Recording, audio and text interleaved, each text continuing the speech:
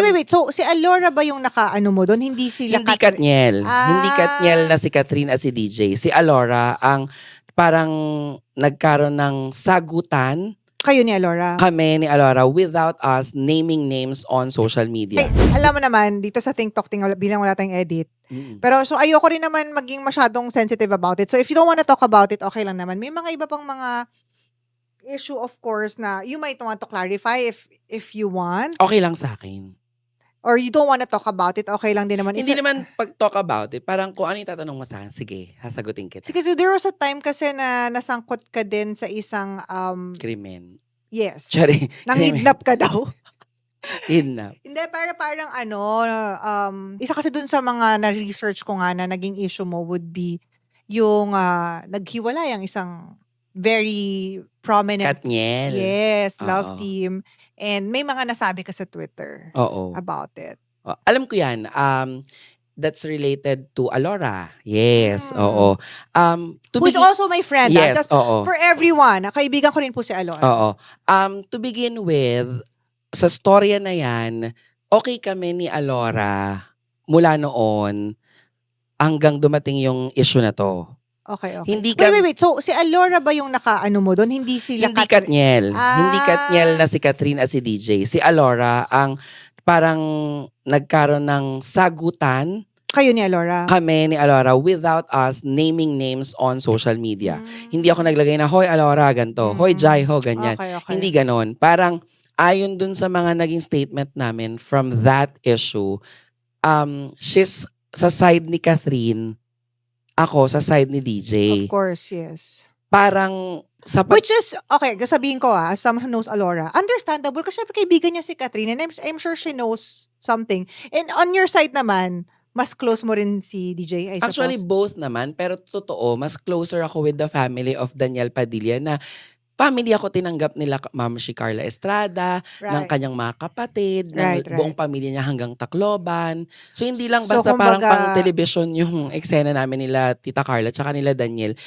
Bata pa si na Carmela na ngayon artista na rin, 'di ba? Kumbaga hanggang ngayon, kaya kung narinig niyo yung mga past interview, Tito Jai nga ang tawag sa akin ni na Annalyn, ni na Ashton, ni Jordan, 'di ba? Kasi nga mula baby pa si Jordan, ando doon talaga ako. Kasabay ko yung naging kasagsagan ng kasikatan. That's why recently, I posted something about nung na-miss ko yung Katniel. Kasi lahat ng shows nila, alam mo yan, ako naman ang host, international or local. Nag-post ka rin about it. Hindi, recent lang. Parang na-miss ko lang, na throwback lang ako na parang, kamis no? Iba, kasi iba na ngayon ang love team, di ba? Yes. Parang, wala lang, na-miss ko lang. Parang, siguro naman, wala namang mali siguro na na-miss ko, di ba? Oo. Parang, na-miss ko alangan mo ko na-miss ko, baka may masabi na naman. Hindi naman lahat piplease ko yung tao. Parang, minsan kailangan ko ring maglabas ng pang sarili ko. Pero minsan, naging careful. Kasi nga, dahil nga you're part of this industry, parang Yes. nabibigyan ng meaning. Well, O, katulad sabihin, nakikisawsaw kasi magtateleserye si Catherine with James Reid. 'Di ba? Gets mo? Sa akin wala naman ako naisip, nag-post ako nun, tsaka lang naman ni-launch yung James Reid ni Catherine. nauna ka nag-post? Oo naman, 'di ba? Pero, alam mo na, pwedeng ganun yung maging angle, 'di ba? Okay, going back. Going back. So, anong nangyari noon time na yon, maugong yung issue ng hiwalayan. Nagsalita si Kat, si DJ, nag-post sila ng parehas na end na, tapos na yung relationship nila, ganyan-ganyan. Wala talaga akong planong magsasagot. May mga nababasa ako na parang itong si Alora ay nagko-comment na nagre-reply siya na naku, kung alam niyo lang yung buong storya, baka kayo mismo, something like ganon-ganon. Parang, Nababasa mo to? Oo. Ba't hindi mo talaga nabasa yung Hindi. comment ni Alora? and then, nababasa ko. Nababasa mo yung Nakita comment ko ni Alora? na parang ang tingin ko that time, hindi ikaw yung brinekan. Ganon. Friend lang tayo dito sa part na to. Okay. Huwag tayong magdagdag ng hotness or trigger. Huwag tayong magdagdag ng pwedeng pagkuhanan ng any angle na hindi naman galing mismo sa bibig ni Kat or ni DJ. Okay. Ang lala, 'di ba, sa social media, huwag ka na munang dumagdag. Marami ako That's how you felt? yun sa akin. Maraming dumagdag. Maraming mga like siya, tweet siya, unfollow siya kay DJ. May ganun siya eksena that time. Hindi ko sa defense si Alora, Hindi, ha? kasi hindi mo naman alam nga. Pero ito yung side ko. Na Right. unfollow siya nung kay DJ. So parang ako, yung mga tao, nababasa ko, oh my God, may something talaga. Kasi yung friend ni kasi Alora nag-unfollow, ganyan, keme. Ngayon, si DJ, bugbog na. Nagsalita ba si DJ ever? Nagsalita ba si Catherine ever? Bakit ikaw yung parang hanas ng hanas? Napikon ako. Na parang, girl, ang sinabi ko ha, hindi ko alam kung tama to, pero yun something, ganito yung konteksto. Girl, kaibigan tayo. Parehas nating mahal yung dalawa. Kung mahal natin yung kaibigan natin, hindi isang tao lang yung didepensahan mo. Or hindi isang tao lang bibigyan mo ng side mo, panig mo. Dapat parehas sila. Mainit yung issue. So, ang dating, parang gusto kong paratingin nun, Direk Ring, pagkaibigan ka, ano man yung kwento nila yun. 'Di ba? Hayaan natin sila doon. Tapos, hindi pwede na parang para sa akin, ikaw pa yung nagiging boses. Wag. Kasi hindi ka ba minahal ni Daniel ever? Hindi ka ba tinanggap ever ng pamilya ni DJ? But we don't know their relationship. Hindi. I mean, ito yung Ito yung naisip mo. hindi. Nakasama ko siya eh. Sinama pa nga yan sa funny kapare ko ni Ma'am si Carly. Ah. 'Di ba? Nakakasama pa namin yan sa lunch sa dinner. Hindi naman siya binastos-bastos sa bahay nila Daniel eh. So, kunyari, galit, halimbawa lang, for conversational purposes. Halimbawa man, Direk, close kita, sa'yo ang loyalty ko, pero naging kaibigan ko din naman si partner mo. Pag dumating yung time na may something, kahit na close kita, bilang kaibigan, ang alam ko, kayo yun eh. Dalawa ko kayo nakasama. Hayaan ko kayo dun sa pinagdadaanan ninyo. Nandyan lang ako para makinig, mag-absorb. Hindi para ako pa yung magdagdag ng panty-trigger para magmukhang masama yung partner mo. I don't know what really happened sa kanilang dalawa. Minsan di ko naman tinanong si Daniel about this eh. Di ko na tinanong si Catherine about this. Para ang sa akin lang, yung POV ko lang. Pero nag-uusap pa ba kayo ni Catherine? Nagkita kami nung nakaraan ni Catherine, tsaka yes, nakakapag-chika-chikahan naman kami. Nung last movie niya, with Alden, nagkasabay kami sa elevator, niyakap niya naman ako. Yes. Exactly. Yun yung sinasabi ko. Si Catherine nga eh. I-chat naman ako ni Kat kung may nagawa ako mali sa kanya. Kasi ang alam ko, hindi ko ako nakialam dun sa kanilang dalawa. Pero naging okay na ba kayo ni Alora? Nagkita kami sa isang event namin sa Globe. Niyakap, at hindi naman niyakap, bineso ko siya. Nagbeso-beso naman kayo. Parang ilang siya eh. Ilang naman siya sa akin. Pero hindi naman siya ako, walang nangyaring nagkatalakan kami. Walang nangyaring nagkaanuhan kami ni Alora. Alam mo, Direk, yung sinasabi ko, diba? Naging mima-mima naman ako niyan. May mga photos nga kami na magkayakap before. Mama Jai, hinahatid ko pa yan sa condo niya.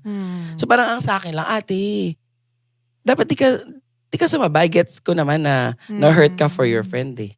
Kami pag friend, pag kami na-hurt, mali kami kasi enabler kami. Yun yung point of view mo. Yun ang POV ko. Ending, ang naging dating sa tao, kami dalawa yung nagkasagutan, nagkaratratan. Nainis kasi ako ng time na parang, ang punto ko dito, Direk, minahal natin sila both eh. Ngayon, nung panahon na nandito sila sa downside of their career dahil naghiwalay, yung mga dating dikit ng dikit kay Daniel, nasan kayo para mag-speak up for DJ?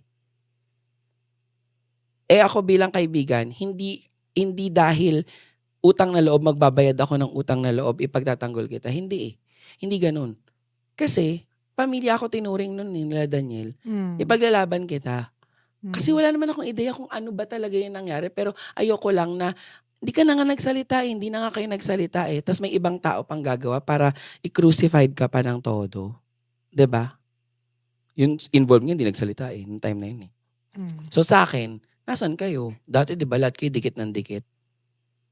Tapos may mga iba bang naglaglag? Hindi ko alam. Basta nakita ko lang that time parang lahat ng batikos kay Daniel eh. Pero 'di ba I'm happy kasi pinatunayan naman ni DJ na yan from incognito, pinatunayan naman niya na tas yung mga yung kabutihan niya rin naman or yung mga ginagawa niyang maganda sa paligid sa kapwa speaks louder sa mga naging judgments sa kanya. Tapos sinasabi I hope na maging okay kayo ni Alora. Ako din, hindi maganda na magkaroon ka ng hindi ka okay na relationship with anybody. Right. Hindi ever okay yun. Hindi nakakadagdag ng ganda yun sa'yo na may ganun ka sa kapwa mo. But what I'm saying is, wala na ngayon eh. Tinanong mo lang naman ngayon. Ito naman ngayon, pinag-uusapan lang naman natin. Hindi ako galit na pag nakikita ko siya na susuntukin ko, sasampalin ko. Walang ganon. Ang sa akin, di ba? I don't think naman din ganun. Oo, I'm sure ganon din naman. Yes. Saka hindi na pag-uusapan. Yes. Yes. No, ito naman eh, Kasi, Chikahan. tsaka kasi pinag-uusapan natin yung mga naging ano mo. Pag yung type mo, Oo, oo, right. yes. Kasi hindi oo. bukod dito, pati yung Marites University, what happened about that? Marites University. Ano ba, nakaaway mo ba sila? Sino? Marites University? Hindi. Okay. Nag-resign ako doon. Hindi Okay. ako umere. Kumbaga parang, I just guested sa programa, nagustuhan ng boss. Nag-guest ka ba? Guest lang ako. Hindi ka ba host? Nag-guest ako, nagustuhan ng boss, ginawa kong host. Okay. Nung nag-host ako, lagi kami trending. Okay. Kasi ang dami kong mga pasabog na blind item. Okay. Na lahat naman ng blind item ko, legit. Oh. Bakit naging issue? Naging issue yan nung tinype mo yan kasi I resigned sa Marites University. Hindi na ako pumasok. Okay. Nagpaalam ako ng mabuti sa boss namin. Una, ang moniker ko or branding ko, ang beshi ng bayan.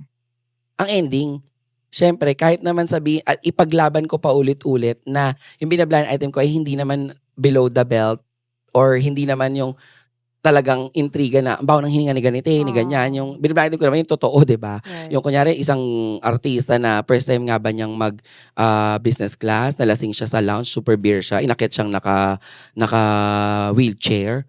Nangyari naman talaga eh. Nakita naman talaga nung nakakita. Na-reveal ba kung sino to? Ay, syempre hindi kasi blind item nga, di ba? Okay, Oh. okay. So, ang ending, ngayon, naaaliw yung mga tao. Ah. Ngayon, ikaw yung nagde-deliver. Ang dating parang sobrang chismosa ka. Paano naging beshi ng bayan nyo? Di iniwasan ako ng mga burtits, di ba? Ng mga artista. So, syempre, may guidance ng handler ko, ng management namin na don't do that kasi hindi yan yung naging branding mo sa ABS.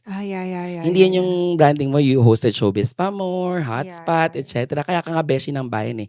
Pero nung time na yun, sabi ko lang, syempre, growing up, tumatanda, nagkakaedad, parang, work eh. Wala akong ginagawa ng panahon na yun. Parang sa akin, trabaho siya. Tapos sabihin, trabaho mo para manira, para maganyan-ganyan. Parang feeling ko kayo lang naman nagsasabing naninira kasi kung paano nyo tinitik. Ikaw, nung narinig mo yung about dun sa na first time mag-business class, na lasing, inakit ng naka-wheelchair, sobrang nakasira ba ng buong paano? Hindi ko, sino ba? Ewan ko. O, kunyari, halimbawa, nag-blind item ako ngayon dito. O, direct, meron nga isang artista. Hindi ko alam kung favorite niya yung jacket. Ngayon yung jacket daw, tawag dito, na misplaced ata, nawawala, ganyan. Pinabayaran ng nanay dun sa PA kasi nawawala. Pagtingin, Uniqlo yung brand, one poke, ganyan. So, parang yun na yung blind item. Sabi yung mga tao, parang tangina mo, Jaiho. Ano man brand yan, Uniqlo man o Benchman yan, ganyan, pinaghirapan yan. Bakla nanood ka eh.